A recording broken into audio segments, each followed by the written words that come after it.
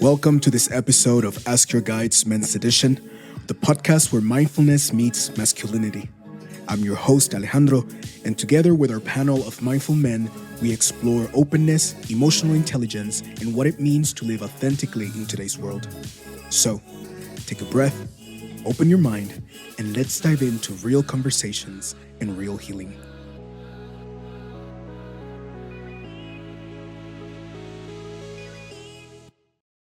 Hey everyone, welcome to Ask Your Guides Men's Edition. My name is Alejandro. I am your host. I am a health, wellness, and mindfulness coach and meditation teacher with a background in psychology and a heart for vulnerability and creating spaces for men and for people to be just as we are, to explore, to learn, to grow, and most definitely to heal. And today I have three amazing guests with us. We have Jake, Weston, and Andrew. So how are you guys doing? Welcome. And when I ask how are you guys doing, I actually mean it. How are you doing? How are you doing? I unmuted myself, so I guess I'll drop in first real quick. Go for it. So I'm not sure if this is going to end up being an audio file or only a video podcast, but Both. Both. All right. So for those of you listening to the audio version, my name is Weston McWhorter. I am a self-mastery and leadership coach. I currently reside in the Washington, D.C. vicinity, charged with all kinds of energy around this place here. I also have been a men's work facilitator for about 5 years now, and have served a few different organizations in that capacity. Currently, in the way Jake and I know each other was through Modern Renaissance Man, which is the container that we both currently serve in and participate in. And I am also a teacher on Insight Timer as well. So that's kind of how I got hooked up with Violet and with Alejandro. And just another hat tip to Jake.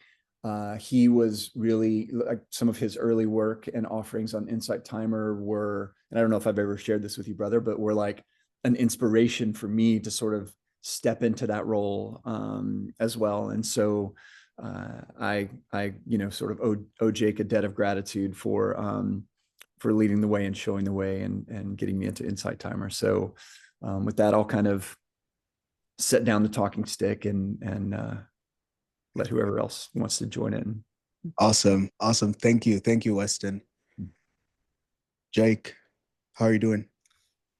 Yeah, guys, what's going on? So I'm gonna preface this with I was supposed to hop on a flight this morning and head back to Canada, where I'm born and raised, and roller coaster of a morning, didn't end up getting on my flight. So I'm here in Costa Rica, and already in the first 3 minutes, my video and Wi-Fi has lapsed twice on me. So I'm praying that the monkeys and iguanas leave the cables alone for the next 90 minutes so that we can get through this thing smoothly.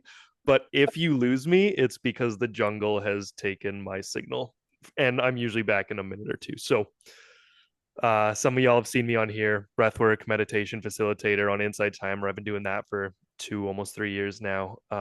As Wes mentioned, men's work is a big part of my mission. My calling in the world is to just support guys as they navigate what feels like a very relevant conversation here, masculinity. And yeah, I bounce between Canada, Costa Rica, and now where my partner's from, the States. So very nomadic, and that has been testing all of my physical, mental, emotional resolve over the past year and a half. So yeah, excited and grateful to be here with you guys. Thanks for setting this up. Awesome. Thank you for being here, Jake. Andrew, how are you? Good, thank you. Wow, good. This is the first sick day I've taken in I don't know how many years, like 10 years. And it's strange, right? Coming on this men's circle and I'm taking a sick day. Like it's the opposite, right? Everything's the paradox. And so it's interesting. It's really interesting. I'm good though, very positive. And so I'm a high school special ed teacher. I specialize in running alternative and behavioral programs, but I'm also a high school meditation teacher. And brought that in last year. So this is for a year and a half, we've been running this program to bring meditation. I call it Meditation 101 to high school kids. Been on Insight Timer. For about a year plus, and I started off doing meditation. I'm a meditation teacher, breathwork instructor, Reiki practitioner, same as everyone else, right? Like, and I came on Insight Timer to lead meditations. And then I realized like I just got caught up and people really enjoyed hearing my story. And I never clicked on an Insight Timer teacher to go to a guided meditation. I would always go on when someone was sharing their story because that's where the medicine lies. And I share my story of vulnerability and transformation and how literally like we go from wherever we kind of wake up, right? Wherever life just knocks us over. And I just share the journey of self-love ultimately is all about self-love and how I didn't even know what that was. And now I just share it because someone labeled it for me at one point and a light bulb went off. And so my calling is to be here and hold space for people in any capacity, and that's what I do. And I live on a small island off the coast of Massachusetts, Nantucket, and I hold space as much as I can for people in all different meditation, breath, coaching. Well, people love Reiki, right? Because they don't want to do the breath. Um, and they're like, "What should I do? What should I do?" And I'm like, "Well, you need to do the breath." They're like, "I don't like the breath," and I'm like, yeah, well, when you're ready. And so now I've learned it's not my journey, right? It's their journey. And it's a beautiful, beautiful thing. And it's beautiful to be part of this. So happy to be here. Thank you. Awesome. Thank you. I think of the four of us, I think I'm the one that's less educated on breath work. I think all three of you are really big on teaching and guiding breath work. So it's really cool, really cool. So I'm super stoked to be here. And today's main topic is redefining masculinity. And I I want to start by asking you guys what is one myth about masculinity that you'd like to change. And I'll start. For me is, and I'm sorry if we haven't talked about this, so I'm sorry if I take yours, hopefully, but it's that strong men don't cry. For the longest time, especially being a Hispanic male, and I grew up in Puerto Rico, and although I was blessed enough to have a beautiful village that helped raise me, that allowed me to truly express myself, especially being more on the artistic side of things. But as I grew up, especially as a teenager, I really bought into the idea that if I want to be a strong man and a strong male figure, we don't cry. The only expression that we show of emotion is anger, because that makes us intimidating and it makes us so for me, one myth that I would like to say, like, let's just, and I know we have entered into a season where it's more acceptable for us as men to just express all emotions in healthy ways and express that. But I think, yeah, that strong men don't cry. And I emphasize strong men because I have been in situations where I allow myself to express emotion and be open about my tears. And it's like, yeah, you're still man enough. You're just a weak man. You're a little bit weaker. You're just not as strong. And I believe a strong man can cry. And if you know me, I'm a crier, and I love me a good crying session, by myself or with people, whatever it calls for. So for me, that's the one. That strong men don't cry. Anyone else? So doesn't matter what, you can unmute yourself and go on. I'm gonna jump in on that. I think you know, there's two things. Crying for sure, showing emotion. But I think really what it comes down to is communication, right? And how we communicate, and that vulnerability piece. And that vulnerability is our power, right? And so coming back to communication, full of anger, full of rage, full of jealousy. And so that's how I communicated. Even if I didn't even speak, that's how I communicated. And because I didn't know how to communicate my feelings effectively. I didn't know how to listen. I was always in that fix it mode. I was always, okay, I heard that one P. And this is what makes me great at my job as a high school teacher, right? I hear it, I can fix it. I got it already lined up. But in a Right. relationship, in my own personal life, that's not appropriate, man. It's somebody just needs someone to listen and hold space for them and just open their heart and maybe offer a hug. And I think that the biggest thing, the myth is that we as men don't share our vulnerabilities. I'm afraid, I'm scared, I don't know what to do, right? Like we are constantly tasked with figuring it out. And most of us on this journey have just had to figure it out. We weren't blessed with great teachers. You know, I was, but a lot of it I had to like plug and play. And so it's that communication piece for me, and especially that vulnerability and being in circle and having that space held by others where you can share and where you feel safe.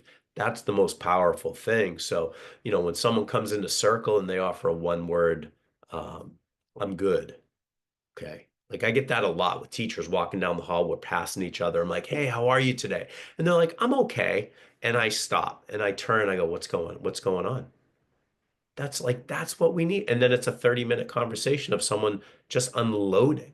And that's what we need more of. So I'm gonna go with that. Absolutely. Absolutely. It's asking the question. I know for me, my biggest lie that I've ever told was I'm okay.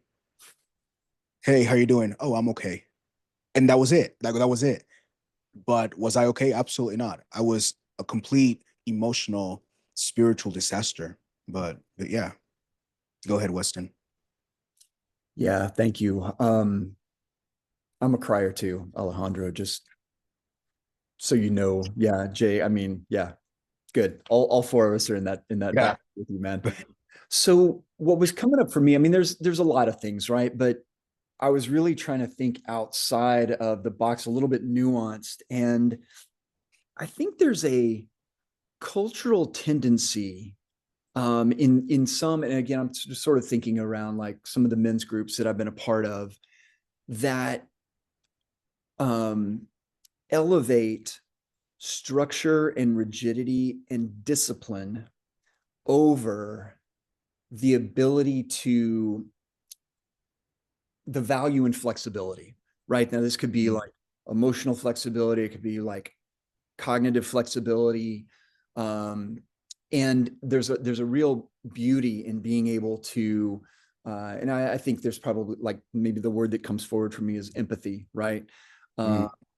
Cultivating more openness and curiosity and receptivity in ourselves, I think is what I would like to see more of. You know, I think there's a real, you know, I've noticed in the men's work world, there seems to be two like really distinct camps. One is this like structured discipline, like kind of like primal masculine side. And then there's Yeah. this other side of like softness and sensitivity and vulnerability and emotional, you know, access and all this kind of thing. And somewhere in the middle, you know, this balance of like structure and softness, I think is you know, what I aspire to personally, and then what I try to you know, bring forward in the work that I do in groups, the work that I do with my son. I also, Andrew, work with young men in high school as well. You know, I feel like that's an incredible on ramp into this kind of work. So yeah, that's kind of what was coming forward for me, is that just balance between softness and structure. So Absolutely. It's the balance between, and the way I like to think of it and even practice it is the balance between discipline and devotion. mhm. It's this beautiful, sometimes an awkward dance, because I know for me, I was very used to seeing living life from a place of discipline, a place of structure, go. This is what we do to get to this goal.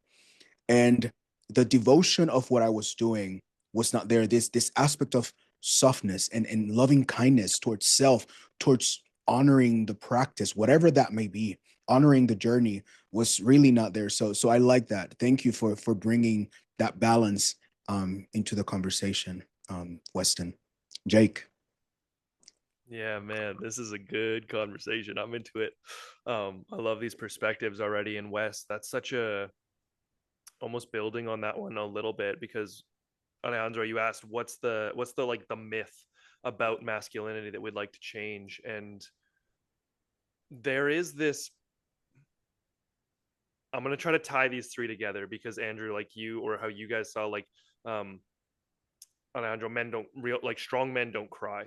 You know, for me, never saw my dad cry, but I never saw him get angry. So I didn't know that. I thought Mm, anger was kind of a bad. Um, and this is perhaps this feeds into the collective myth that largely we see spewed on social media, where toxic masculinity, that like masculinity is inherently toxic.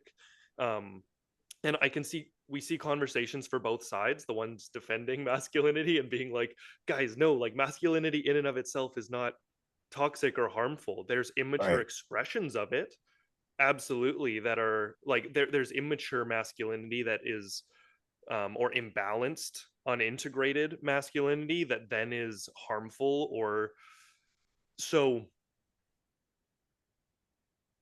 I think, just to take a half step back, anytime that we begin a conversation rooted in division, we're already playing a losing game.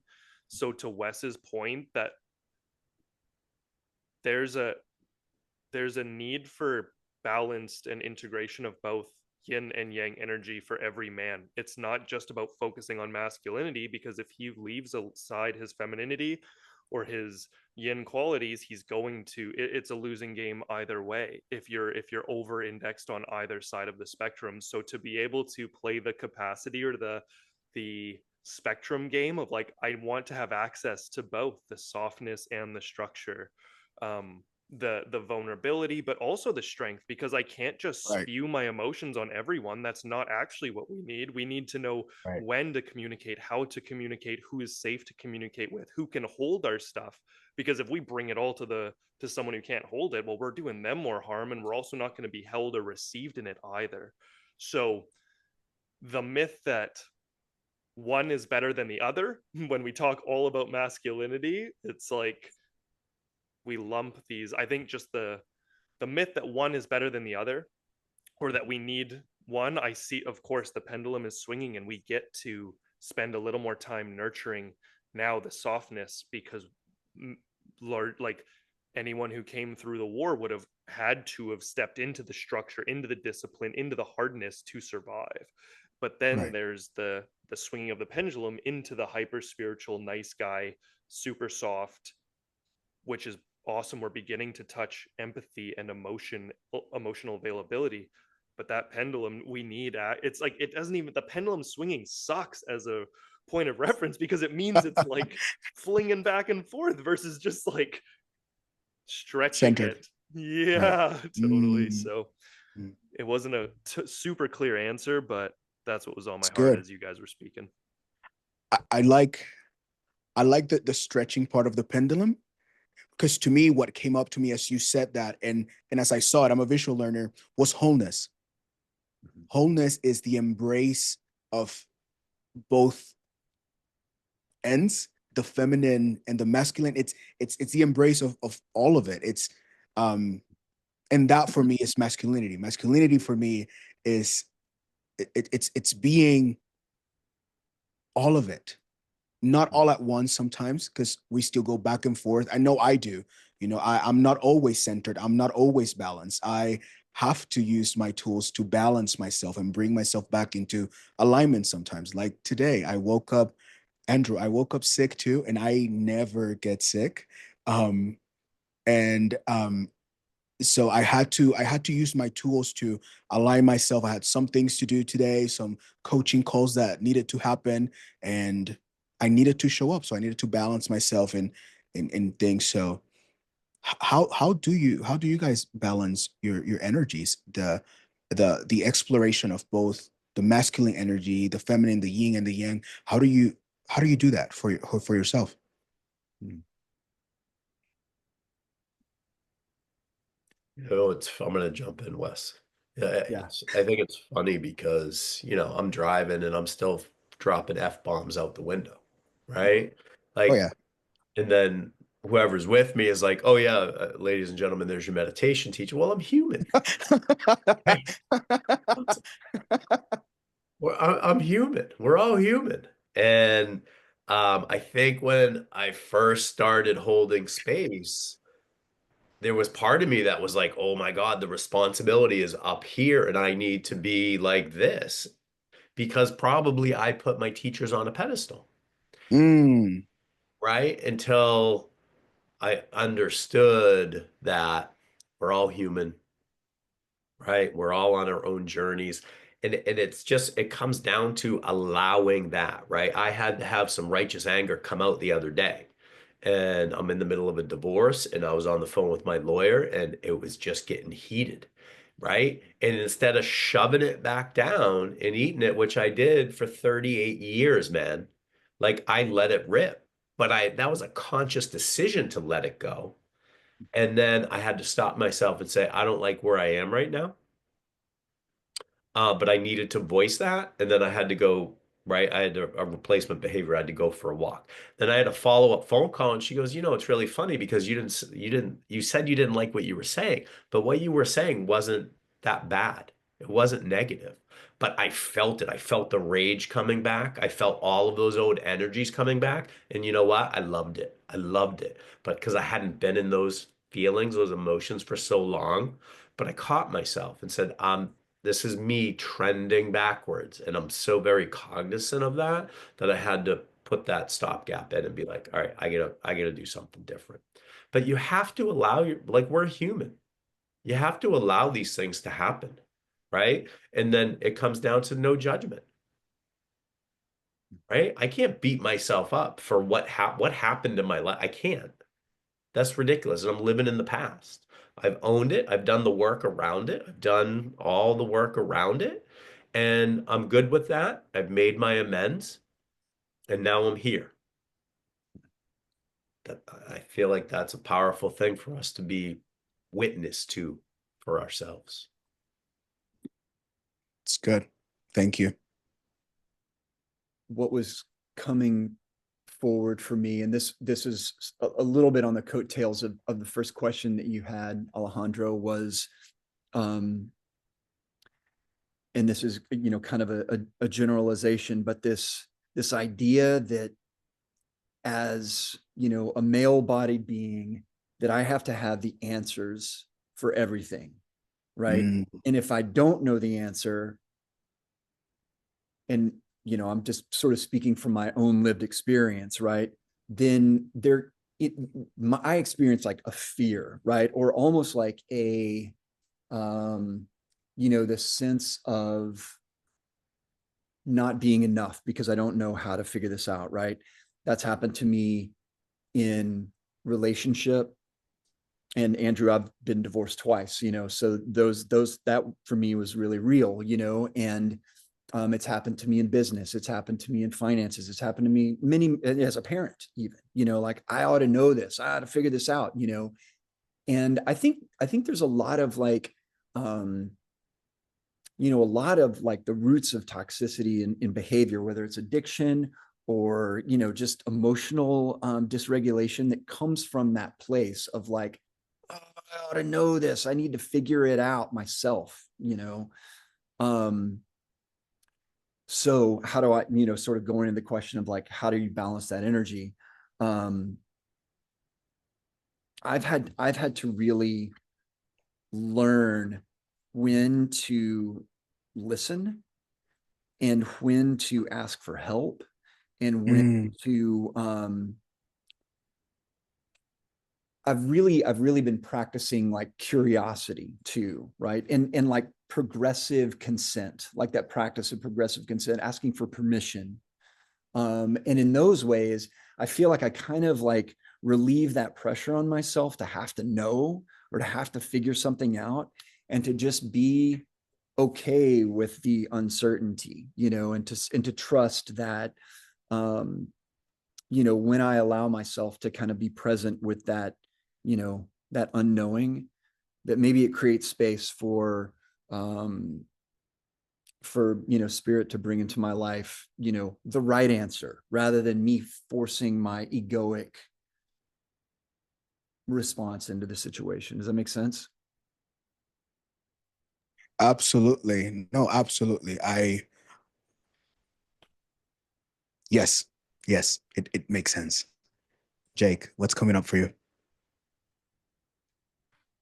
It was interesting because my mind almost went in a totally different direction. I love the way you two answered it, but it's brilliant. That's why I love having these panels, because it just takes me so far out of my own perspective. Because it's like, oh, of course, like this is how you'd answer it. Like when you said, how do you balance those energies? I'm like, breath. That's why all three of us are into breath. Like, like that's how you navigate it. It's like and then you guys go into these like awesome shares. I'm like, oh yeah, maybe it is like there's more to this, there's layers to this. And I think from that standpoint of like balancing masculine and feminine energies, this morning was actually a really cool example for myself, because I got to the airport and I'm flying standby, so I'm aware that potentially my flight I'll be bombed, and I'm waiting with the lady at the help desk for about 45 minutes, and the whole time I can feel my system starting, like I can feel my heart rate beginning to beat. It's 30 minutes, it's 40 minutes, the plane should be boarding soon, and I'm still outside security. And so I can feel like, okay, like stay calm, breathe. So like use my breath to regulate my system, but also trying to tap into whatever that acceptance, surrender, trusting that like if this doesn't happen, this is okay. Like I can lean on that feminine receptivity, the softness, the surrender, to kind of make peace with the situation. Similarly, how Andrew said, like non-judgment or acceptance within of ourselves, our past, it applies in all these areas. And she leans in and she's like, I got you a business class seat, like you're gonna make it. And she like hangs up the phone, gets me business class, and I'm like, let's go, fuck yeah. Like I'm all excited now. I like run through security and I buy my girlfriend a bag of coffee on the way through that she asked for, and I plop a squat right at the gate, and I'm all excited. And then I look up at the flight attendant and she like smiles and like she's like, yeah, this is like awesome, And then I like look down, I look back up, and she looks at me and she's like, like something's not right. And I'm like, what do you mean? She's like, a flight attendant got sick, we got to ditch 10 seats, you're one of them. And she's like, so, and I'm 2 hours away from the airport, so all of a sudden my heart sinks, and I'm like, it was just this, this roller coaster of emotion that I went through over the course of 2 hours, being able to stay grounded in my body, where it wasn't like of course I got a little bit excited, like this is awesome, but it wasn't throwing a fit, it wasn't breaking down. It was like, can I stay with my breath to stay grounded and structured and rooted in my body? Which I would say, like, I if I were to rate myself, it was like 75 to 80%, like grading myself on that this morning, which is awesome. So there's this like masculine aspect. So for me, the entire thing just comes back, like that was breath as like a tangible tool. Why I love it and believe in it is because it's this master switch to our system.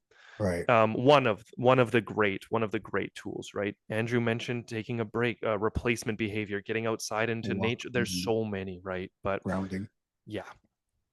So one way to balance them. Absolutely. Someone in the comments said something about mansplaining and how it should be banned. What's your take on mansplaining? What? Let me explain this to you.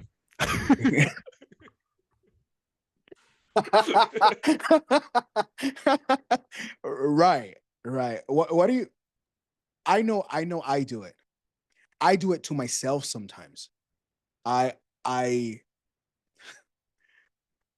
for me, mansplaining is the talking like down to someone because I know better. Because let me tell you, even when I'm explaining myself to people, it's the intention behind why I am explaining myself and how I'm explaining myself, and explaining myself to myself in this like discovery journey, whatever that may be.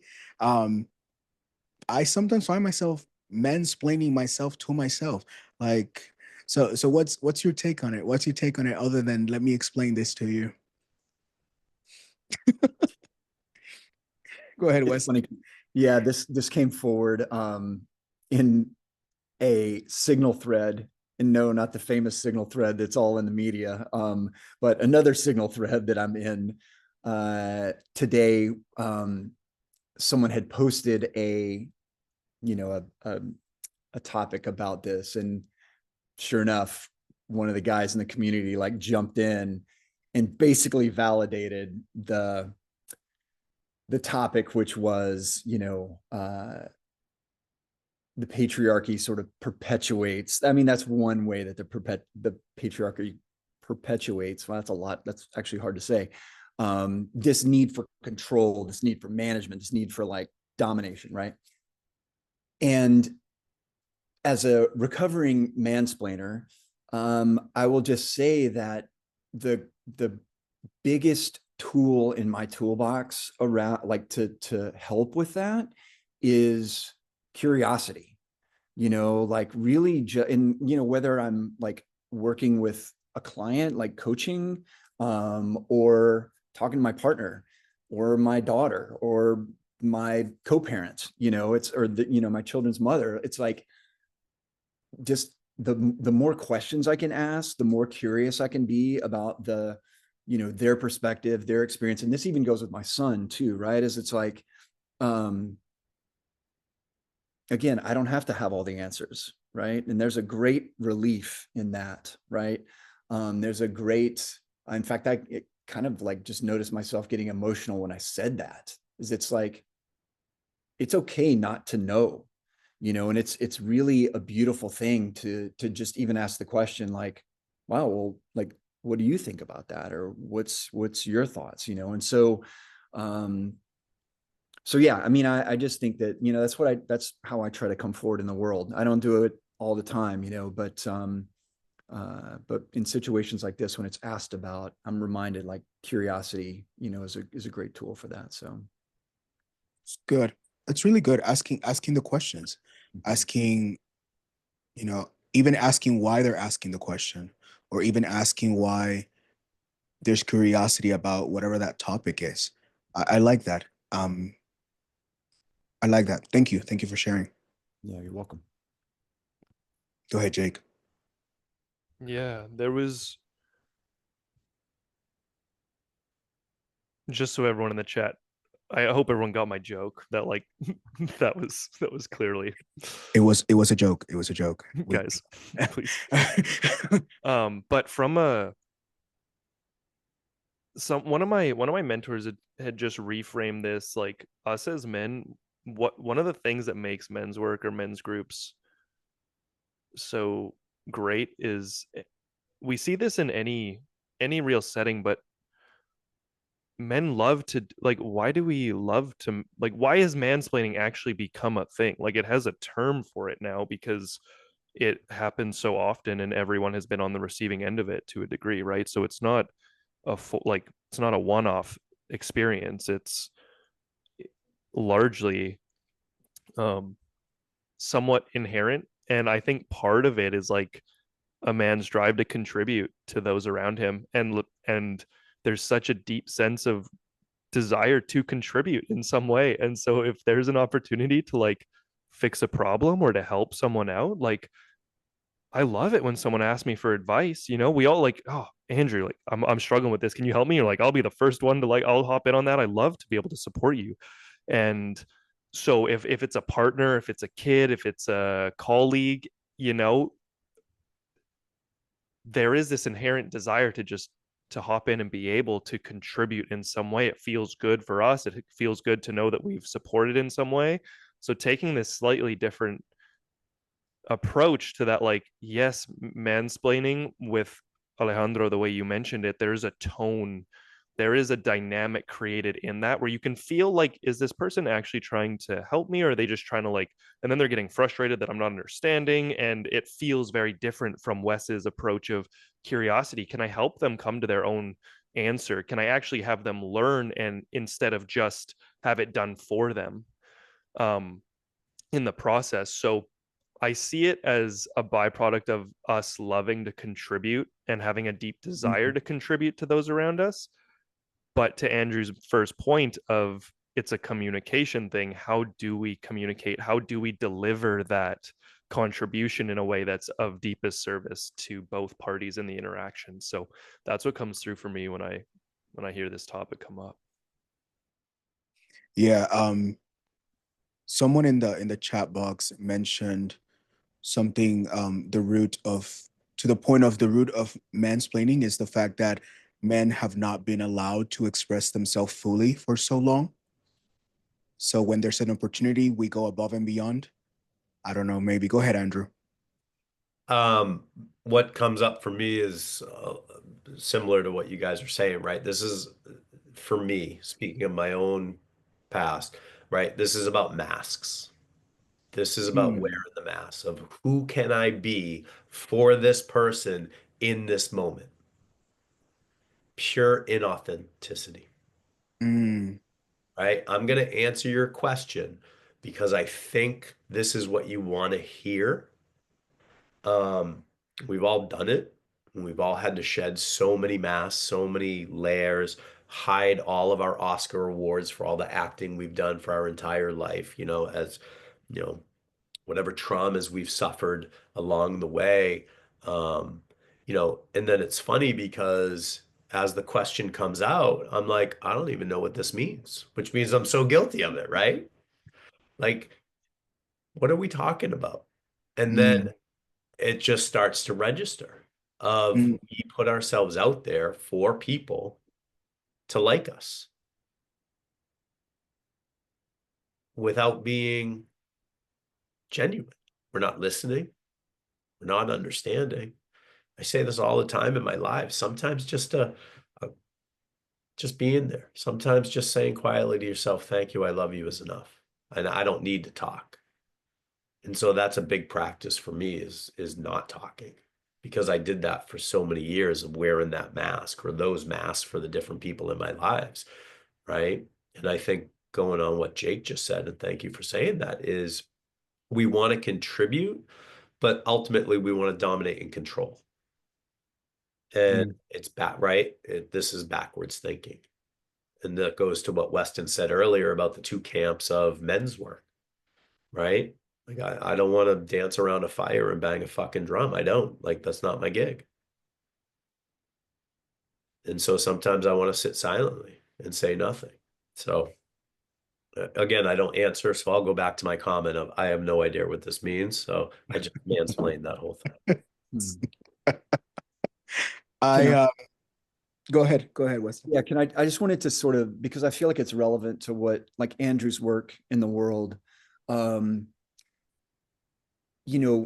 Very few of us, and I would probably even venture to say that, like, most people have not been taught how to relationship in their lives, and then we wind up being 20, 30, 50, 60 years old and having all kinds of relational difficulties. And we're like, why can't I figure this out? I've been divorced once, I've been divorced twice. Like, what is wrong with me? And so I think that even as we're talking about all of this, and I put into the chat that, there are like relational frameworks, right, to sort of draw from, whether it's imago dialogue or nonviolent communication, that, if I had the opportunity to kind of like rebuild the education system, some of these like really important ways of like being in the world would be like required learning, and again, I don't know what Andrew's doing, but like practice, like bringing meditation 101 into high schools is a step. I this year started a young men's leadership group at my son's high school, kind of like similar type vibe, to begin to kind of like, share some of the experience. I don't even know if I'd call it wisdom. Maybe some people would, but some of the experiences that I've had in my life that have caused a lot of like drama. And how could you, perhaps like work around that earlier in life, and anyway, so I think we're all learning how to do relationship, always. And being armored up, having all these masks, trying to figure out who the hell we are actually makes it really hard. So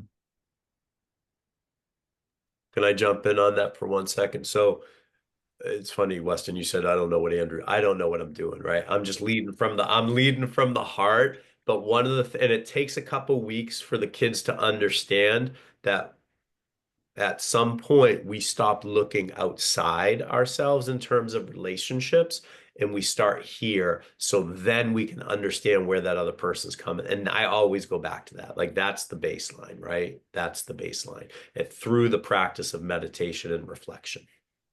yeah, 100%, man. Absolutely. I think, to the topic of relationships, I think our biggest hurdle in society, at least here in Western society, is that we're not taught to have a healthy relationship with ourselves first. We are so conditioned culturally to mold ourselves to whatever it is that society tells us, even if it's that rebellious type of vibe that you're going for, especially as teenagers. I have to, even in my rebellious side, I have to kind of conform to this, what society tells me rebellion is.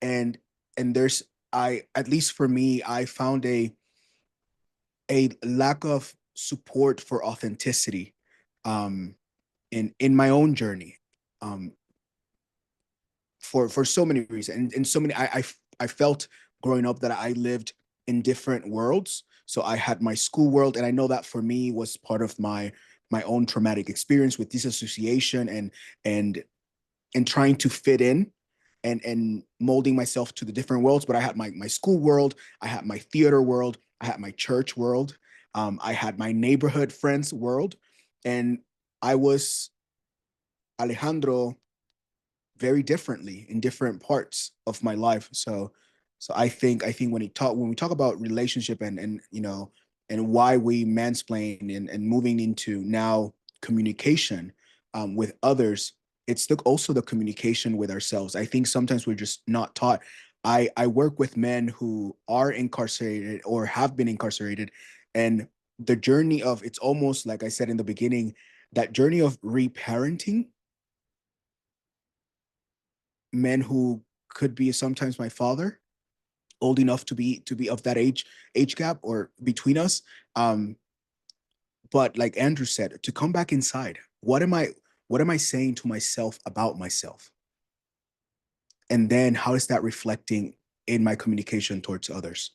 Um, so yeah, thank you both. In the comments, someone asked, how did we get to the point of finding ourselves as healers or guides? And I know that's a kind of like a big step. um I'll start with me while you guys think it through. I see Andrew's face. Andrew's like, ha, that story. I not When I found myself at the end of myself, I was 22 at the time, and there was nothing else to me. I had lost not only everything materially, but I had lost every single mask I had worn for 22 years. I've lost them all. I was at the end of myself. I began my own healing journey in therapy, in support groups, and at the end of a program, I remember my our facilitator asked me if I wanted to be a mentor. By the way, I had already been a mentor before that. I had been in my master's in psychology and as a therapist before at 22. So that's a whole different other story how we got there. But the facilitator asked me, "Hey, do you want to mentor the group? Do you want to come in as a volunteer mentor?" And I was like, "Yeah, absolutely not," no, like I want nothing to do with this. And she said, okay, see you on Monday. I was like, oh, thanks. Okay, thanks for listening. And I showed up on Monday, and I sat at the end of outside of the circle by her desk. The guys did their thing, um and at the end she asked me, so how was it? What are your thoughts? I was like, oh, it's great. They're doing great. She said, so you'll be back? I said, no. Mm. And she reached across the desk and put her hand on my arm, and she said, don't worry. I'll believe in you until you learn to believe in yourself again. And that's how I began my healed healer journey again. Because before, I was helping people from a place of not looking at my own mess, of hiding from my own pain, my own trauma, the years of unhealed wounds festering my soul, my spirit, my mind, my emotions. And at this point, I had already faced the music. I had already faced those ugly things, those shadows. And I began slowly. So that's how at least that's how I began to the journey as a guide, as a mentor, as a coach, again, from a healed perspective. So yeah, that's a little bit about how I got here 10 years ago, over a little bit over 10 years ago. Andrew.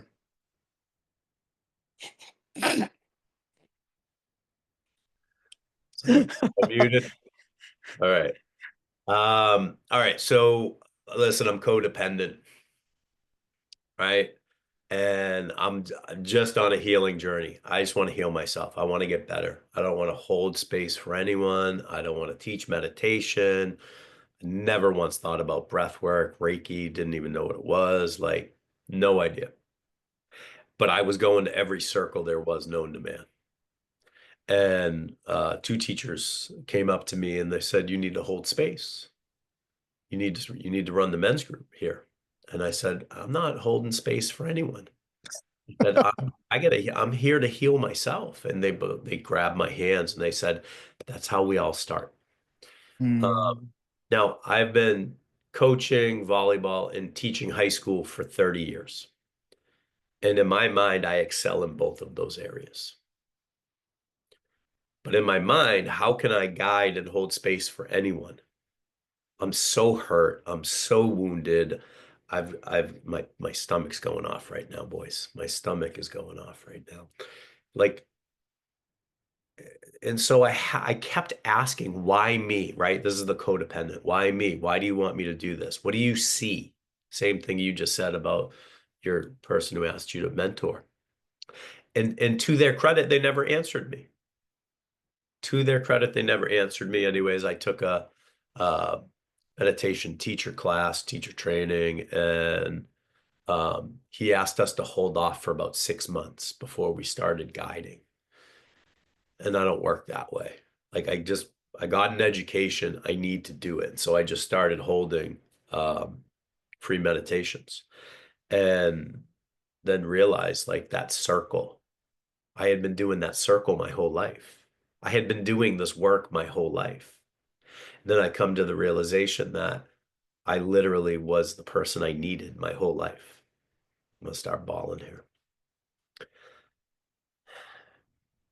And when that moment hit, that I was the guy that I needed, the teacher that I needed my whole life, when I never tapped into him, because when I left work, I shut the door to the guy who was the behavior specialist, the guy who has all these degrees, who can handle any crisis situation at any moment. I shut that door and never brought it home.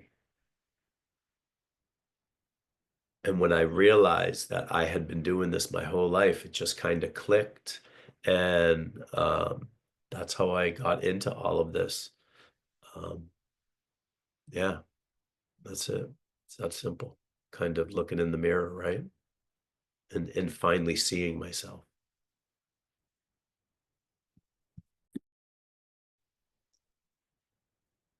I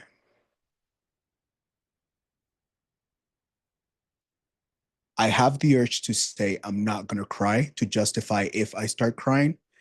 Oh well, hello toxic, hello toxicity. Um, but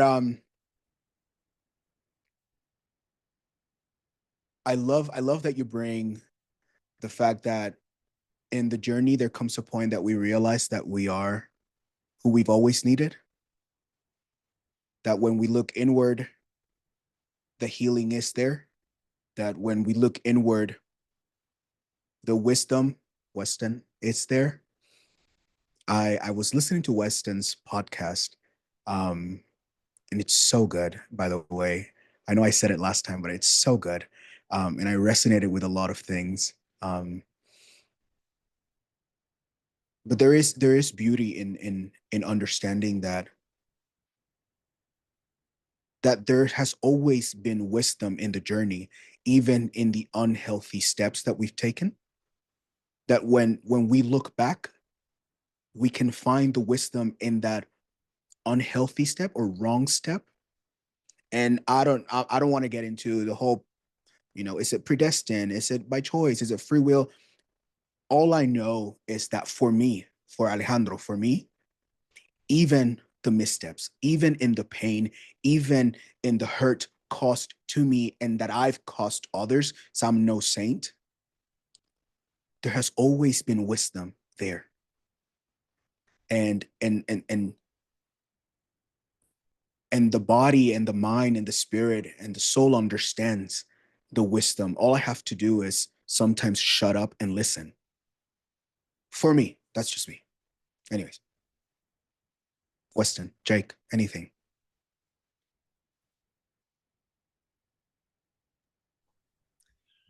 Go ahead, Jake. Yeah, this is an interesting one because my very first thought was just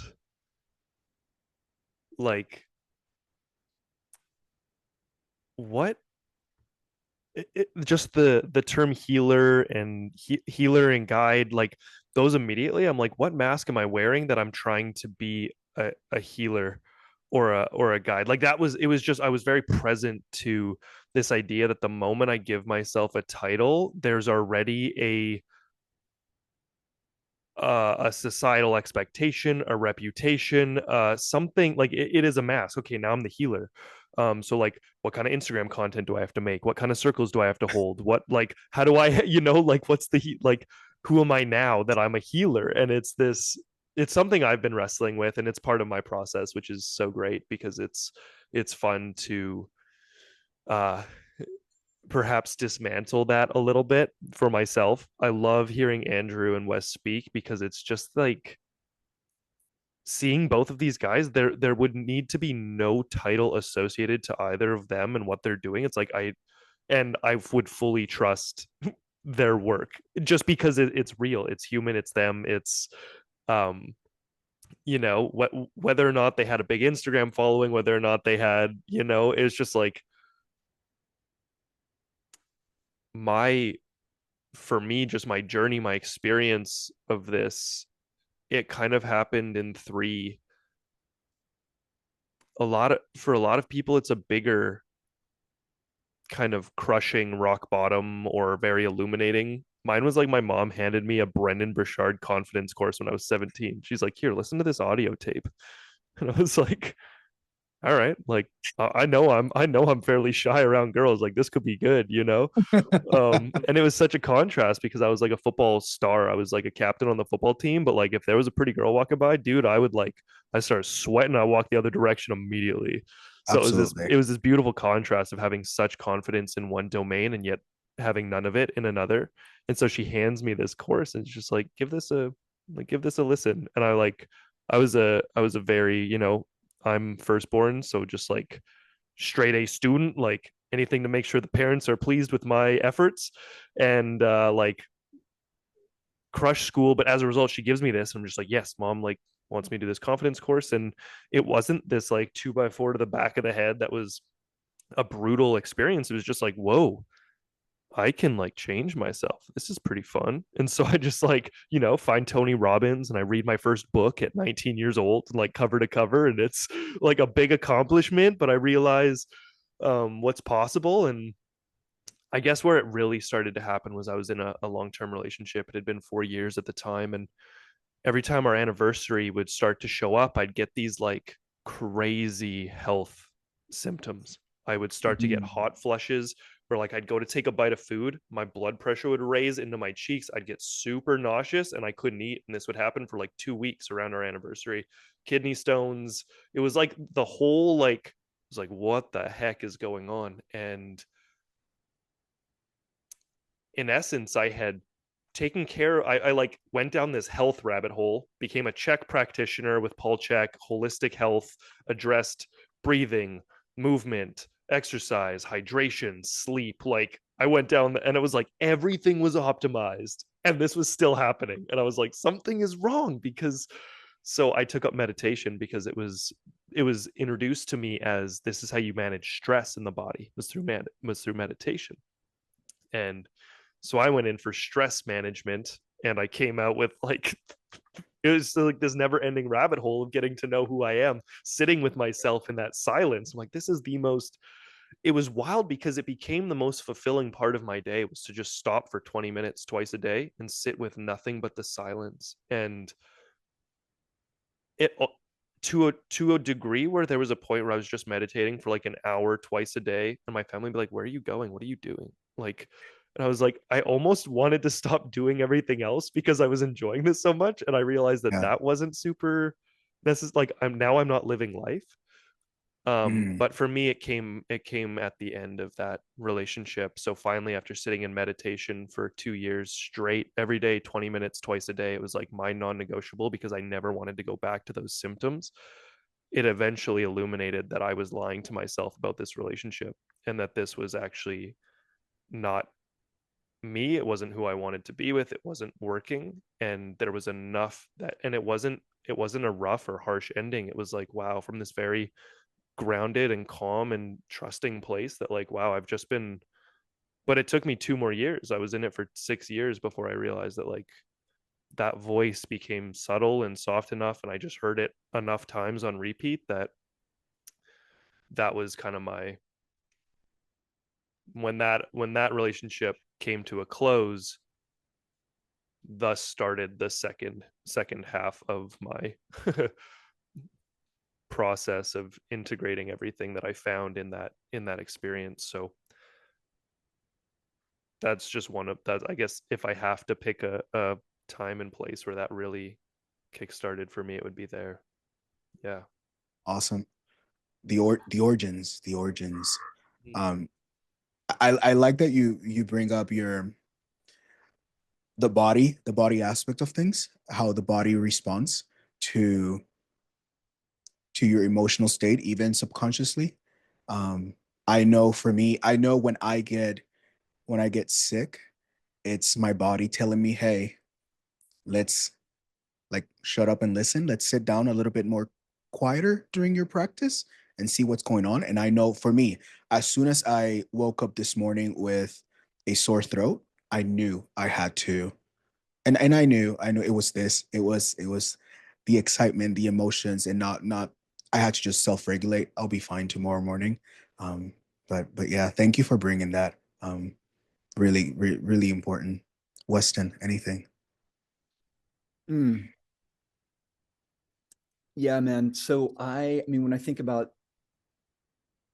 that mantle of healer, right? My teacher actually is fond of saying, I'm not here to heal you. I'm here to love you, and Mm, love will heal you, which I think is a really a beautiful perspective. In my own journey, just like everybody is, it's constantly evolving, and I can remember, I mean, as I have, stepped into this threshold of, my second life, I remember back to my childhood, how much I enjoyed helping people, and like comforting them. And just, I mean, I guess you would have called it holding space. Like that's what we call it these days. Right. Um, and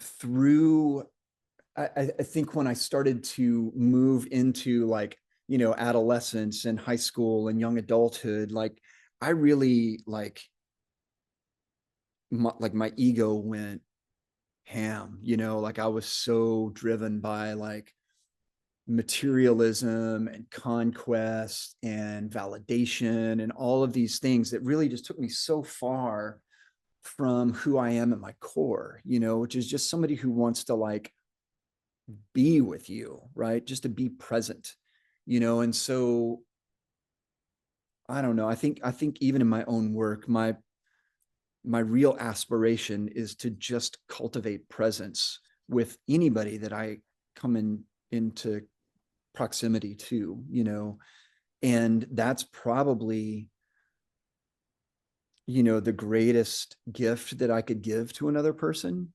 And bringing with that presence, non-judgment, as much as I can, non-judgment, compassion, curiosity, all of those things. And if that creates a container of support and healing for that other person, great. Like I think that's the ultimate outcome, and whether that's in a container like this or a podcast or a men's circle or a medicine circle or whatever it is, man, I just want to show up with my heart open and be fully present, so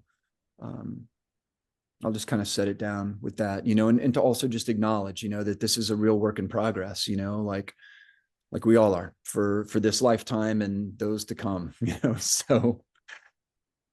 Absolutely. My my first yoga teacher used to say all the time, because I was in my own healing journey, I was like, I can't really help others because I'm not there yet. Like I have not healed. And he used to tell me all the time, healers heal while helping others heal. Mm-hmm. And I didn't get it for a long time. I was like, yeah, whatever. Like I am taught, because of my college background, I am taught to have it all together, to show, that it's book knowledge. These are the steps. This is what we do, blah, blah, blah, blah. I could never show myself to not have my own stuff together. That is, it's a big no-no. So to the point of openness and vulnerability, which, by the way, I have to tell Jake and Weston, last time we were together, we were speaking on vulnerability, and the topic of the word itself came up, and how that might resonate or not resonate with some. So I went in within myself to find, because I love the word vulnerability, and I myself ended up with openness. So it's the act of openness. But you'll still hear me say vulnerability all the time. So I'm in between. I so us able to get to a point of open to others, more receptive to others, and the word openness came up. So can you share a time where you allowed yourself to be open enough to maybe show vulnerability, and it actually made you stronger? And that's coming from the perspective that for some of us, um, at some point, at least for me, I understood that being vulnerable was a weakness, or being open was a weakness, and showing up as myself just as I was a weakness. So if does anyone have anything to that? Go ahead, Weston. Yeah, man. Thank you for bringing that forward again. I just think that there's so much more like interesting nuance to like vulnerability is a charged word, right? And especially, when you start talking to dudes about vulnerability, it's like a meme word kind of, that when you start talking about openness and you start talking about receptivity and you start talking about like emotional and cognitive flexibility, well, those are things that like you can really aspire to, like, oh, what does it mean to like, sit and listen attentively to another person's perspective, right? Perhaps a relationship that's, maybe difficult, or without the need to fix or change. I just think it's a way more interesting way to kind of like walk in the world, right? But to that point, I mean, I've hurt a lot of people in my life, man, you know, myself included. You know, unfortunately, they've mostly been female-bodied beings, you know, whether it was my mom or my, you know, the two women I was married to, my daughter, you know, not physically, but mostly like emotional stuff, you know, and having to go back and like really humble myself and be like, not only apologize, but to ask for forgiveness, to really acknowledge the pain that I've caused in, you know, in their lives, and to be open to hearing like how, you know, my choices or my behavior, my words have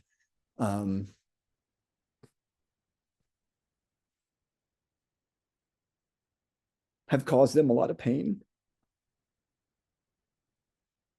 I mean, it's really hard to sit in that moment, but man, I mean, like the opportunity to deepen the connection, it doesn't always happen, right? But the opportunity to like deepen the connection with another human being or with yourself is invaluable. You know, it almost like quantum leaps your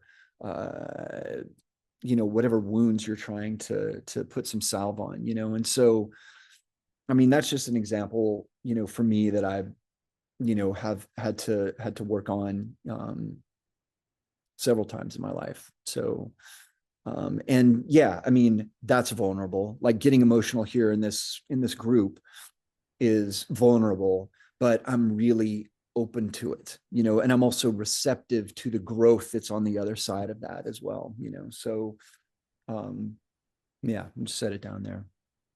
Awesome. Thank you. Mhm. Thank you. Thank you so much. I know it takes from someone who is week after week working with building empathy, working in a prison setting. It takes courage to sit on the other side of hearing the harm we've caused. And it takes true strength to allow the truth of those words to resonate within us, not as an act of harm, but as an act of even self-love, to understand that, yes, that was me. Yes, I've been there, but that might not necessarily be who I am today. And that contract is beautiful, of understanding that that we are healing, that we are growing, and that yes, we take accountability and responsibility for the things we've done. And I know, working now from a person who has been hurt, like we all have, understanding that to be able to free myself from the harmful, the potentially harmful feelings towards someone who has hurt me, understanding that sometimes people are doing the best they can with what they have, and that might be very unhealthy. But anyways, I could, if it's empathy, I can go on and on and on. But Jake, Andrew.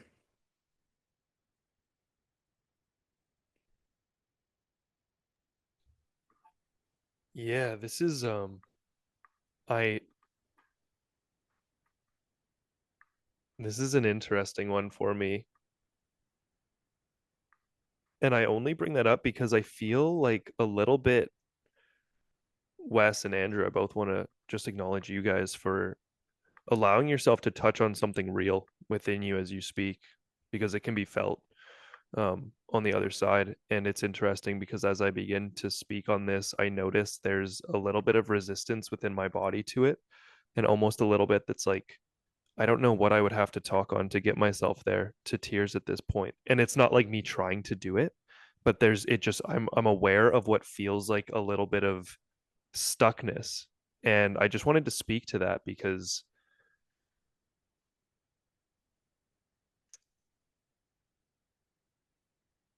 I know there have been times where someone has asked of my vulnerability and I haven't known what that is or how to access it, or it just feels like there's a disconnect between me and openness, whether it didn't feel safe to, whether I didn't know how to, whether I didn't know what that meant. And so I love that we're bringing in these different synonyms that can help us touch on it in different ways.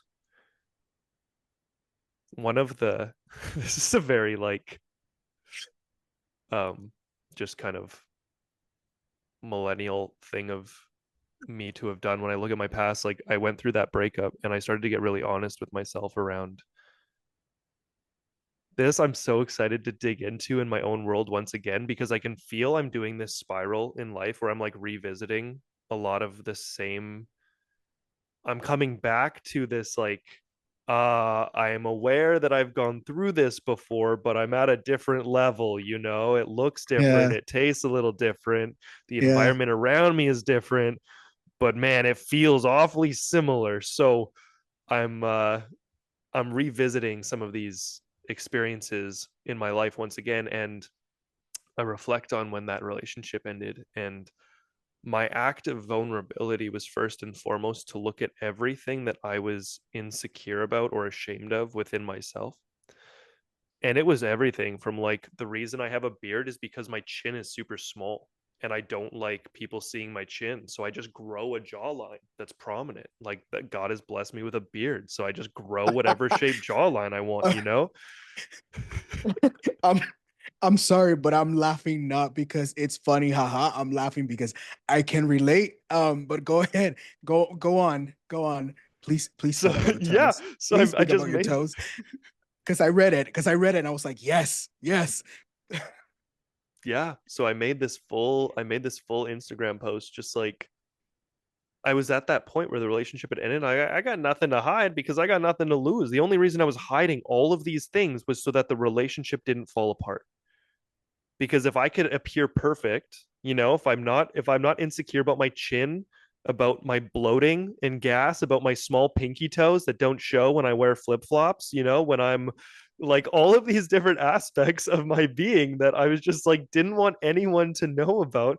At that point I was like, fuck it, because nobody, like, now the only reason I was holding on, like hiding those, was because there was a fear that if I brought them to the surface, it would ruin the relationship. Well, Come the on. relationship's already over, so now I can share them. First with myself. That's what was important, was that I was able to just see them. Wow, I'm actually really um, and there was layers to it. It was porn usage. It was the way that I would interact with my brother when we were younger. There was just like so many different layers that was like, oh, I'm insecure or ashamed about that. So much of it was body stuff, but I made this list and I posted it on Instagram. At the time, it was a combination of deeply vulnerable, because that's a lot of stuff that I didn't want anyone to know about me. And now I'm like, I want everyone to know it about me. That like Yeah. totally radical blast. But what was beautiful was that it was met with everyone being like, yo, me too. Like, wow, thanks for that share. Like, I also struggle with late night binge eating. Like, I eat sweets to cope with my emotional regulation after dark. Like, I'll sneak out, grab the fridge, you know. And there was so much resonance in the community around me that I realized that, like, our insecurities are the thing we've been led to believe that will disconnect us from everyone and everything, but it's the humanness that makes us it's the most relatable aspect of our experience, is the things that we're kind of insecure or ashamed about. So that openness ultimately led to, one, me feeling connected to those around me.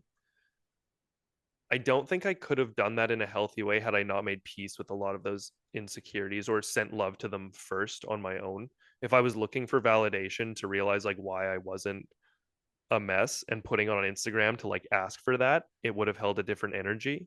But because I was delivering it in a way of like, these are things that I've realized don't actually make me a bad person. maybe it'll resonate with you too. So that was my that was my act of vulnerability that I think stands out. Yeah. So good. I read the post on Substack, and it was so good. And I was like, yeah. Like that makes sense. That makes sense. Um, and I see the chat, and some people are like sharing their own kind of physical vulnerability. Someone said something about their forehead.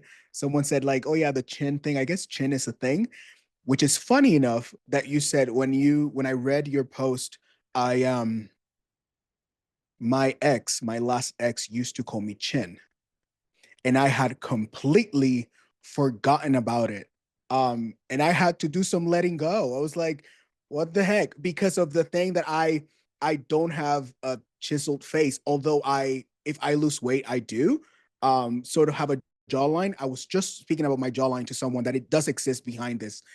But the beard is that. The beard is to give some shape to my round face. The hat is because I'm balding. I am that 30-some-year-old with a hat all the time. And so I like that you mentioned the one sometimes the one thing we hide the most, these things that we're insecure about, is sometimes what connect us the most to others, because it is human. We're so taught to pretend perfection for whatever reason. We're so taught to wear these masks of this is, like Andrew said earlier, he was the behavioral person at school, but then at home he was just Andrew at home. And I remember coming from I did full-time ministry for a while, and I remember a mentor of mine telling the story that we were going to do a live recording, a live worship, praise and worship recording, and we were on our way. We were all in the car, and she said, okay, then mommy hat off, worship leader hat on. And our her father-in-law told her none of them should have ever come off. They should have never been hats anyways, because this is who you are, not what you do. So that conversation, in the context of, for me, life in general, is what I do based on who I am, or is it what I am doing? Am I being a human doing or a human being? Is the service, the space being held out of a place of, oh, this is what I do. Today is Tuesday. I am holding this one space, with this one group of people. Or am I holding the space because this is who we are? This is who I am, out of carrying whatever, not the label of the healer, not the label of the coach, but this is Alejandro. This is who I am. This is so anyways. Andrew, you have anything I Thank you both for sharing. Alejandro, thank you for sharing. And the people in the comments and what they're sharing, absolutely powerful, right? I'm not going to talk about my beard or my balding, and although I think this is like the first time I've come on here not wearing a hat. And I've got them all lined up on my desk. But we just jumped into a conversation, so it was great. So it's funny because as a school teacher, we have February vacation, and I gave a series of 4 talks on February. Normally, all my talks are about self-love. It's just my journey. But I gave a series of talks, 4 of them. The first one, I'm just going to hold this paper up. First one I gave was vulnerability, right? Then forgiveness, gratitude, and finally we come back to self-love, right? So for me, my journey began with vulnerability. I had an amazing, amazing therapist. I said I had because she graduated me, which is, I think, is ridiculous for therapists. But she was like, I think we're done here. If you want to come back and stay, you can. But one of the things she imparted on me was you got to get vulnerable, because I was so closed off. I was still in this victim mentality of, this person did this to me. How could they have done that? And she was really getting me to understand, again, stop looking out. Stop looking out, look within. And so one of the things she tasked me with was looking at how I can become vulnerable in all of this. And I go back even before that, how I ended up with her and how I ended up with my teacher. My life came crashing down in the worst way possible. So let's just back up. For years, I wasn't hearing the message. I wasn't hearing whatever was being said. And then there's that moment in time when you finally cannot hear it, like you can't avoid it, and everything's gone. And I didn't know what to do. And I made 2 phone calls and I asked for help. Mm. Well, that was the first time in my life I ever asked for help, because I was literally in this place, this darkness I had never seen before, this darkness I had never felt before. And I didn't think I need help. I just said I need help, right? And so that vulnerability in looking in the mirror at all these different aspects of me, that whatever was being said, whether it's true or not, I'm going to look at this and I'm going to make change. I'm going to bring about change for me. Um, and that long look in the mirror and then ultimately owning my own shit is so powerful. It's knee breaking work. It's the most humbling thing you can do, to have to look in your own eyes and come to terms, like Weston said, about things that we've done, things that we've said, actions that we've taken, behaviors that we've expressed, and then have to say, I don't, I don't like that. In fact, I don't resonate with that anymore, but I have to change it.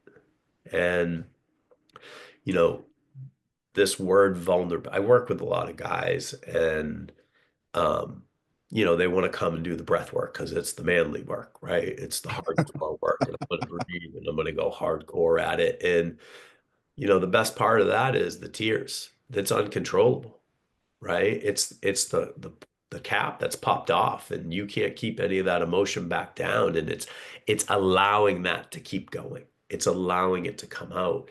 And, what I found is that through vulnerability, and I use the word deliberately. I heard you guys talking about not using. I use it because it's power. When you understand it's power, um, there's something about opening yourself up in a safe space with safe people and sharing something, and even just, hey, I don't like the way that this conversation's going, and we need to backtrack a little bit. There's something so freeing about that. And this is coming from someone who had no idea how to communicate. So now I'm learning all these new skills and being able to practice them, and then getting positive response in the practice of that. Talk about behaviorism 101. Like, that's just so beautiful, because you're getting rewarded in the way that you've never been rewarded in your life, right? Someone asked in the comments, where's this domination and control coming from? Well, like, again, I can only speak for me. It's coming from seeking negative attention, because we don't get positive attention because our words and our ideas are not valued. There's not even a space for us. I grew up in a time and a place with, you know, kids are to be seen and not heard. Well, I wasn't having none of that. You're going to see me and you're going to hear me. And I came from a very loving household. I just, you know, acted the wrong way, let's just say. Um, and to be able to understand that and backtrack to all those different versions of me and do that healing work, that's vulnerability. I say this all the time. Like, I love the darkness, man. I love going after it, right? That shadow work there's nothing better, but I had to stop searching for it, right? Because the work doesn't have to be tedious, and it doesn't have to be backbreaking. It can be liberating, and it can be easy and flowing. And I forget who said it. I think it was Jake, talking about the conversation he had and breaking up, and how that it just flowed, right? And the universe clears a way for us when we've done the work. Spirit, God, Buddha, Allah, it doesn't matter, whoever you believe in, whatever you believe in, it just things become easier.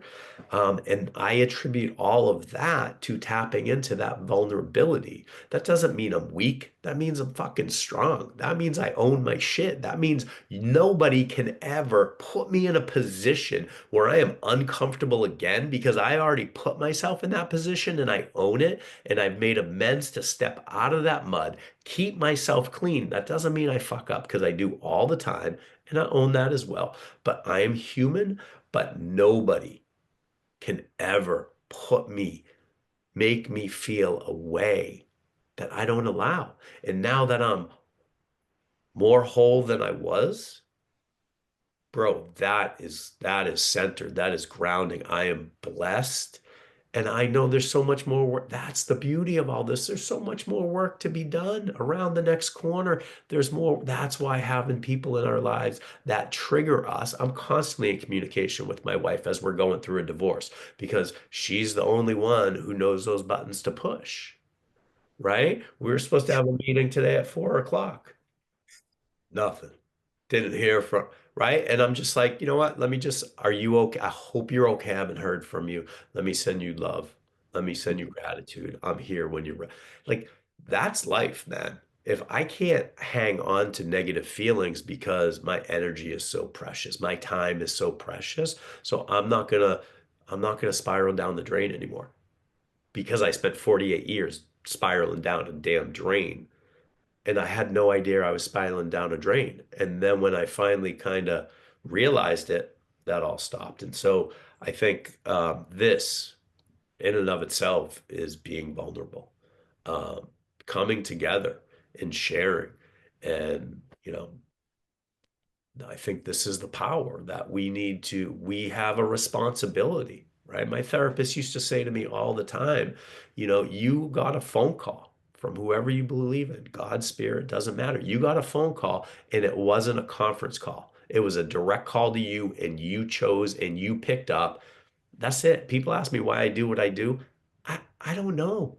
I don't know why I do it, but it's now my responsibility to do it. And I know that. And so I say thank you, and I love you. Awesome. Thank you. Thank you, Andrew. Um, I guess our last question, Angie in the comments asked, when you become your authentic selves, have you had to leave all or some of your friendship behind? How did that affect you and your social connections? When you become your authentic self, or when you became your authentic selves, have you had to leave all or some of your friendships behind? How did that affect you and your social connections? Yeah, I'm going to say everything um, Mm, was not deliberately taken away from me on my part, but that's what you come to understand, is that these things happen. And Jake mentioned it earlier about hitting a different level. Um, I didn't know it at the time. Again, I was in victim mentality. Why? And now I recognize when change is happening, um, and being aware through meditation, through the different life experiences that I've had, that we're not meant to be with everyone for our whole lives. And that can be in relationships, that can be relationships with our children, with our parents. Um, and that doesn't mean we don't put in effort. That doesn't mean, it's just mean you're in a different place, and I view it as it's hard to say this to people who don't understand it, but I say it as a positive, right? That growth is a positive, but growth is painful, man. This work is not glamorous. This work is not glamorous at all, right? But it's beautiful. And uh, but it's a positive. And so when people start falling away from us, then that's a sign for me that something else is calling. And that means I gotta buckle down. I gotta do my work. I gotta go back to my basics of, you know, my meditation, my breath, my grounding, my journaling, always coming back to the basics so that I'm ready when that next thing comes. Absolutely. Absolutely. Weston, Jake? Yeah, man. So I'll just admit that, like, I really struggle with people pleasing. I really struggle with, and I've sort of mentioned this before, like wanting validation, wanting affirmation. A part of that, has to do with, like, kind of my core wounds around abandonment when I was, like a young child. Um, and as I have walked this path for about 5 or 6 years now, I've noticed that, like, the previous community, which, was really built. I mean, I thought at the time it was authentic, but, there was a lot of my ego tied up in the community that I built in the previous city that I lived in back in New Orleans. And when I left that city and sort of like kind of started to walk this path, there's a lot of pain in, like, the people who I was really associated with and really connected with before, that just, didn't, that I had a lot of shame around, that, like, dissolution of those relationships or dissolution of that community, right? And as I've sort of, forgiven myself for those times in my life and continued to kind of, like, keep my eyes on the North Star, I've noticed that, like, new community emerges, right? Whether that's men's groups that have come into my life, Insight Timer community, some of the other groups that I'm a part of and have the honor of, like, leading and facilitating in, that, are much more aligned with, like, how I want to walk in the world, and so, I mean, I'm not gonna lie. I mean, there's still a part of me that, like when I go to post something on social media or whatever, that I'm like, man, what's so and so gonna think about this, right? Oh, Wes's new life or whatever. So, but and I think it really is a necessary part of our growth. I don't see it as, like, cutting it away, like removing it. A lot of times there's this talk about, like, what do I need to get out of my life? It's more like just sort of integrating those experiences, integrating those relationships, and saying, like, everything serves its purpose. And, if it weren't for all of those experiences, and it weren't for all of the those relationships that I had, I wouldn't be here today. I wouldn't be here in this group with you guys. And so, so I'm grateful for all of that. And I also just, it's a constant work of, like, hey man, it's okay. You don't have to go back there. You don't have to revisit that, like, it's been integrated. Like, the way forward is the path that you're on, so just trusting that, when I keep, my eyes on spirit and, listen to that voice, stay open to receiving that voice, it's going to continue to bring, new relationships into my life that help to catalyze that growth. So good. Absolutely. Absolutely. Thank you. Thank you for sharing. Jake? Yeah, this is a great question, and I'm going to answer it with a couple things that just showed up for me. The first one that provided me just so much perspective on life in general is that relationship endings are not failures. I think that's a fundamental, just let's just write that in, relationship endings are not failures.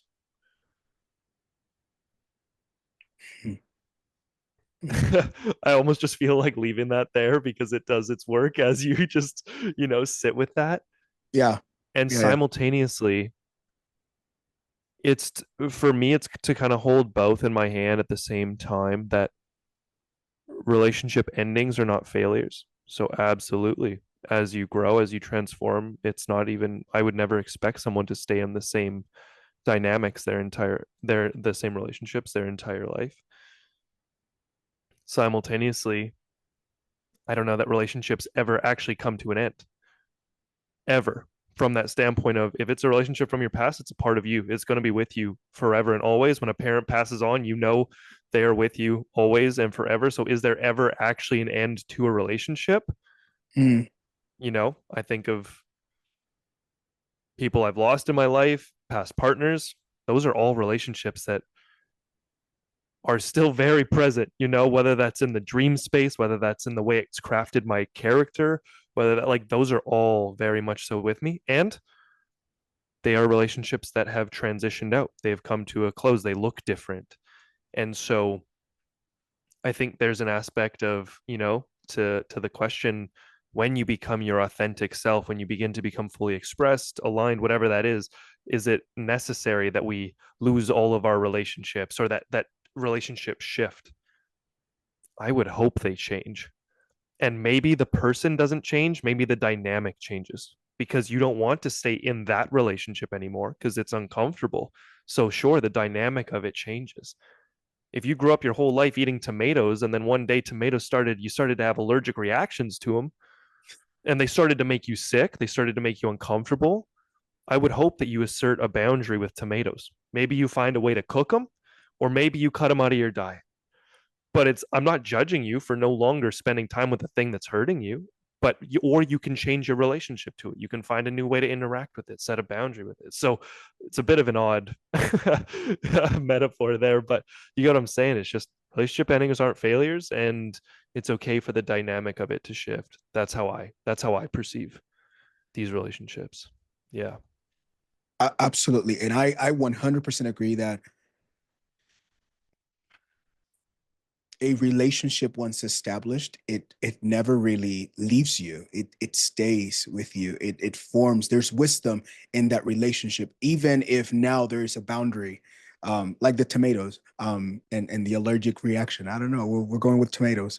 Um, you know, I still have fondness for the moments I had with that tomato. I really loved that tomato. However, the tomato is now harming me, so I can appreciate it from afar, out of a place not of hate or despise, but out of a place of self-love for me. Um, and when it comes to human relationships, also out of a place of love, understanding that this relationship might not be, we're not in the same frequency anymore. And it is okay to appreciate you because we're clashing. It's okay to appreciate you from afar. Um, I know we use in the wellness space, in the meditation, we use a lot of the phrase letting go of things that no longer serve us, which is something that I've said, and I've had lives here on Insight Timer about it. But even then, when I come to the awareness that this, whatever it is, relationship, behavior, belief, it no longer serves me today, but at some point it did serve me. And I honor that. I honor the relationship I had with that. Even for me, my unhealthy expression of anger, I would act out in loud anger, very unhealthy, because under all of that, I didn't feel heard. I felt like my voice had no value. So to survive in different situations, I would get really loud and really unhealthy. Today, that doesn't serve me. I understand that it's harmful for me and others, but at that point, it did serve me survive. It helped me survive. Sorry. So it's this awkward dance of when it comes to friendships. I know for me, some friendships have organically sort of, the communication have just just kind of like melted away, just organically, just because now we're speaking different languages. You know, and that's okay. And there's no ill feelings there. It's just I am no longer believing and behaving the way I used to. I think it was Weston that spoke on on on the masks that we wear. I was wearing certain masks back then because I wanted to be, as a recovering people pleaser. I wanted to, because I didn't have this sense of self-value. My value was found in my connections with others and how they accepted me.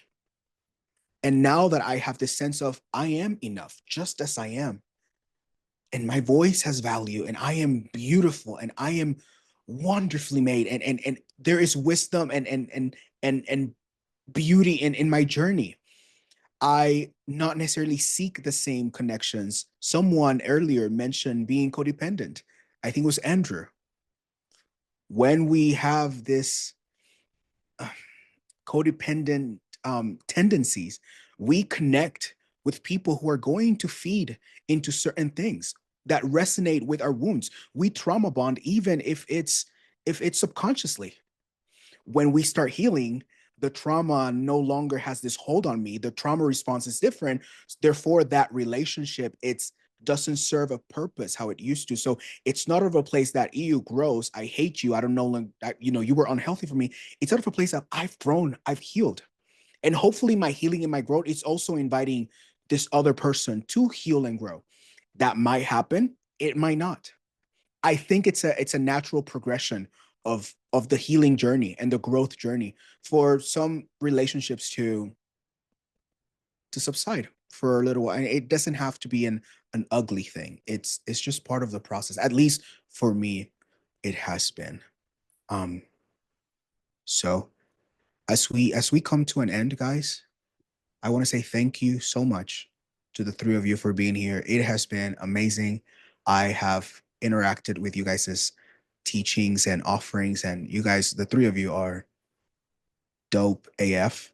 Um, I know I look up. I know Jake is younger than me, which I have to clarify from our last time together. He is younger than me. I thought I was the youngest, but that's okay. I'm old now.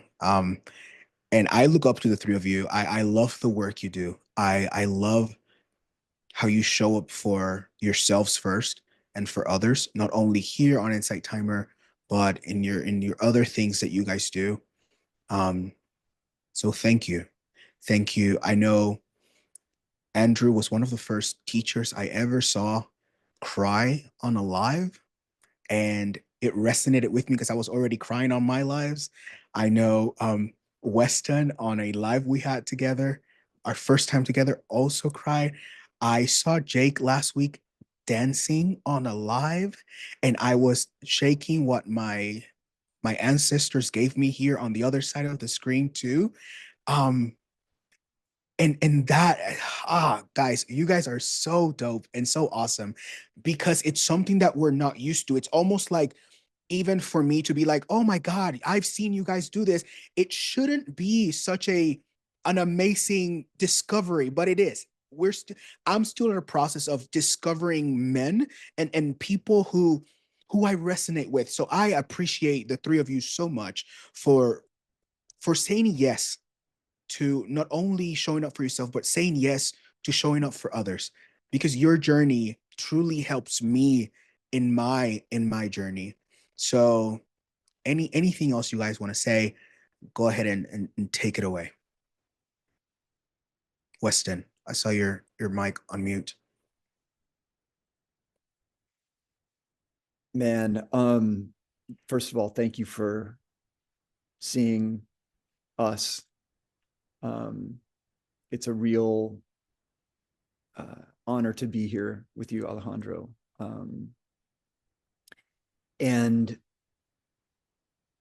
yeah, I think, ultimately, we're all just on this journey of trying to figure out how to navigate this meat suit through this experience, and in a way that is, ideally, altruistic and generous and loving and humble. I mean, there's other things as well, but it just, this being here is my practice. and every time I show up, whether it's in these containers or other containers, it's like, this is the practice that I've called in for myself, and so it really is an honor. And I'm so deeply grateful to Jake and to Andrew, to Violet, and to Melanie, the two of them, seeing me, and the support that they have thrown behind me over the last year in my own journey. And I'm just, committed to walking in a good way in this world, so again, just thank you for having me, man. So, and thank you to everybody who showed up on the live. It's been really thrilling to see that conversation unfold. Just thank you all for showing up for yourselves and for each other in this container tonight. So I feel very connected to all of you. Absolutely. Thank you. Andrew, Jake. Yeah, well said, Wes. Everything there. Just the biggest thing was just feeling a huge thank you for Alejandro holding this space, brother. Being a weaver, being able to bring our worlds together and have us all in the same space is such a gift for me. And thanking for all of us, I know it, and for everyone who's showing up on the Insight Timer Live this evening. It's been awesome to have you guys here. That's part of what creates the energy of this entire space. This conversation is crafted by your questions, your curiosities, your vulnerability as well. So and Violet in the back being the one making it possible to start that conversation. So Andrew, it's been awesome to get to meet you on this call first time and share this space with you too. Wes, as always, brother, and Alejandro, just grateful for you guys. Andrew. Yeah, thank you, Alejandro. Weston, Jake, so blessed to be able to sit here with you. I feel like if we were in circle, that we're just connected, and it's so powerful. Violet, thank you. And I have to, as I always do, I have to give so much thanks and praise to Insight Timer. I'll tell everyone here, like a continuation of vulnerability, like Insight Timer saved my life, like saved my life. And understanding that there was this community, right? That I could just click on a meditation and I felt saved. I was sitting with myself in this healing journey, and I always talk about it when people show up for us. I mean, they're showing up in a circle, in a class, in this. They often don't know what they're showing up for, and that's so beautiful, right? And for us to be able to hold space the same way someone has held space for us is powerful. It's humbling. And I always am so grateful because I go back and I see the Andrew who showed up the first time. And to just be a part of this and to share stories, and that's all we're doing. We're just sharing stories.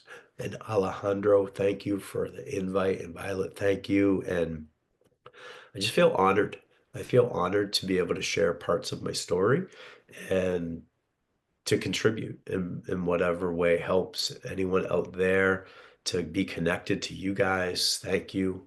And I'd love to connect with you guys further in some capacity. But just a heartfelt thanks, as we are all on this journey of self-love.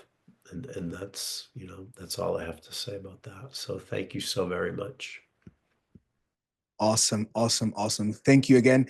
Thank you to the three of you. Thank you to Violet 108 for hosting us and for being our producer behind the scenes. Violet, you're awesome. Thank you to everyone who has joined us in the Insight Timer Live on the chat. Thank you for your questions. Thank you for the conversations. Thank you for allowing us to not only be part of your journey, but allowing us to invite you into our own journeys. We will be back next month, and much love to you all. Until next time. Thank you for tuning into Ask Your Guides Men's Edition. If today's conversation resonated with you, please subscribe, rate, and share this podcast. It truly helps our community grow. Connect with us on the Insight Timer app and social media to share your thoughts and submit questions for future episodes. Remember, authenticity is your strength, vulnerability your courage, and mindfulness your guide. Ask Your Guidesman's edition is produced by Violet 108, created and edited by me, your host, Alejandro. And again, thanks so much for listening. Until next time.